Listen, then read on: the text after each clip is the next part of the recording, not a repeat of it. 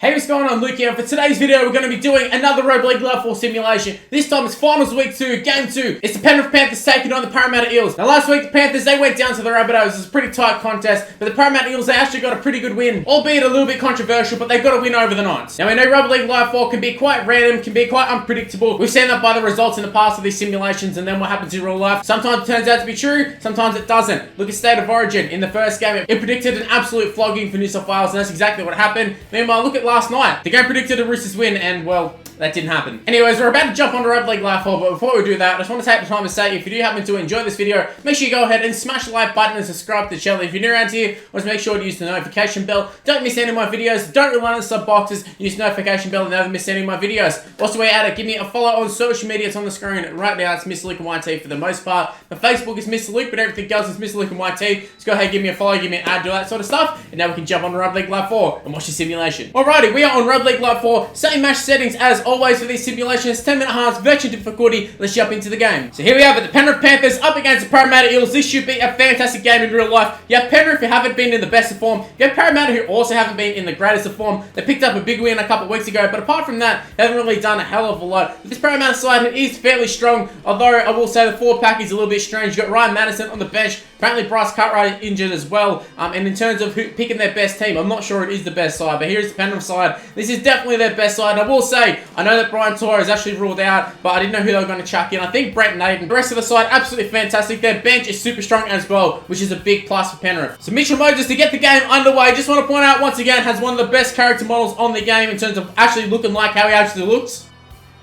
Fourth tackle looking for the early kick. That's exactly what they do. Nathan Cleary. That looks like a beauty of a kick, and it's actually out on the full. I thought it was good off the boot, but instead ends up going over the sideline. Must have been some wind behind that one. Eels attacking the line. They've got Ferguson, I think, on the right-hand side, and there's a knock-on. That is a chance going begging for the Eels. Fourth tackle, once again, going for an early kick. It's Momorowski this time. What is Momorowski kicking for? Actually, maybe I should let him kick more, because that is a brilliant kick. That is one of the best kicks I've seen, at least in Rugby League Level 4 standards. That was incredible. Penrith looking to take advantage of this, and they do. They throw it into the offside defender. In real life, that wouldn't be a penalty, but on the Rugby League Level 4, it is a penalty, and Penrith are going to take the lead here. So Cleary from relatively in front, kicks the goal, and it's 2-0 to Penrith.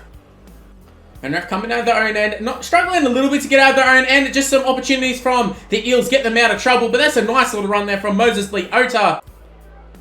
Once again, an early kick? No, not an early kick, an early pass, and a really terrible pass too, and it goes forward. The Eels with another opportunity. Surely the Eels score here. They've had a lot of opportunities and come up with absolutely nothing. That's a nice little bomb too. Dylan Brown, I think it was. Wonga Blake gets the ball. Wonga Blake can't get the ball down. Great defense from Penrith.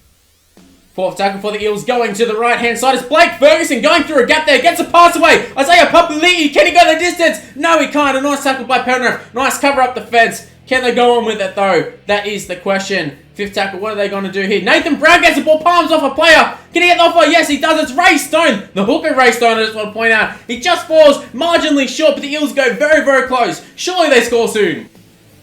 Penrith once again coming out of their own end just for half-time too. It's Dylan Edwards. I've talked about him being lethal in this game, and he's left them for dead. Gutherson dies very, very early, and Dylan Edwards goes the distance and scores against the run of play too. Parramatta have been all over them and just haven't been able to score, and Dylan Edwards takes the first opportunity he gets. It goes over, scores a length of field try. Penrith are going to be leading at half-time 8-0. And if you have it, 6 turns into 8. Nathan Cleary kicks the goal with ease. 8-0 to Penrith going into half-time. So we have it, a pretty interesting first half. Parramatta have had all the field position, they've had all the running of the play, but just can't score.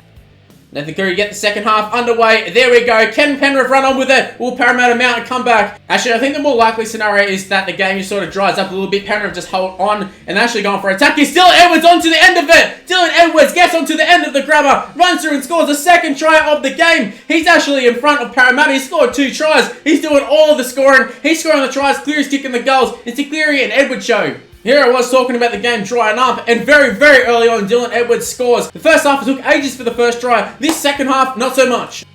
Can Parramatta do anything here? No, they can't. A big hit. That is a disaster for Parramatta coming out of their own end after conceding points. That is absolutely terrible. And there's a knock-on for sure. There is a knock-on for sure.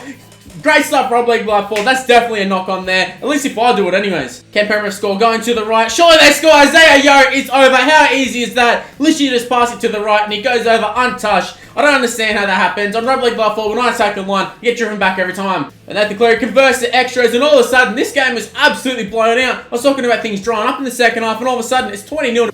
Parramatta, if they're going to mount any sort of comeback, they need to score very, very quickly, and they're not going to be doing it with kicks like that. And it's Stephen Crichton away. Stephen Crichton splits the defence. Gustafson dies again. What is Gustafson doing? How have they actually scored there? I don't understand how they scored. There was two players right there, and they just split like the Red Sea, and Crichton goes straight through the middle. I really don't understand that try, but it was a hell of a try, but I don't understand it. And again, I can't believe how big this scoreline is. It was 2-0 at halftime, or just leading into halftime. Then there was a late try, 8-0 at halftime. All of a sudden, a couple minutes into the second half, and we're in our 20s. Penrith inside ball there. Matty Burton it is. Matty Burton with the headgear. He's actually right-footed on this game, believe it or not. And he gets tackled there. Nice little run. Fourth tackle, looking for a kick here. It's Mitch Kenny. Why all the kickers aren't Nathan Cleary or Jerome Luai? Why? And they're doing great kicks too. Why are all these randoms kicking and kicking 40-20s? Momorowski, now Kenny. What's going on?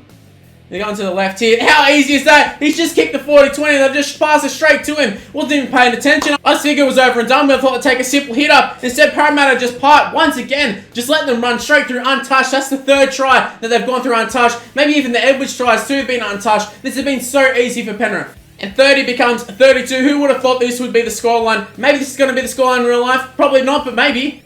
Can Parramatta do something? Just score a point and instead they kick it into their own player. That just sums up Parramatta perfectly. What are they doing?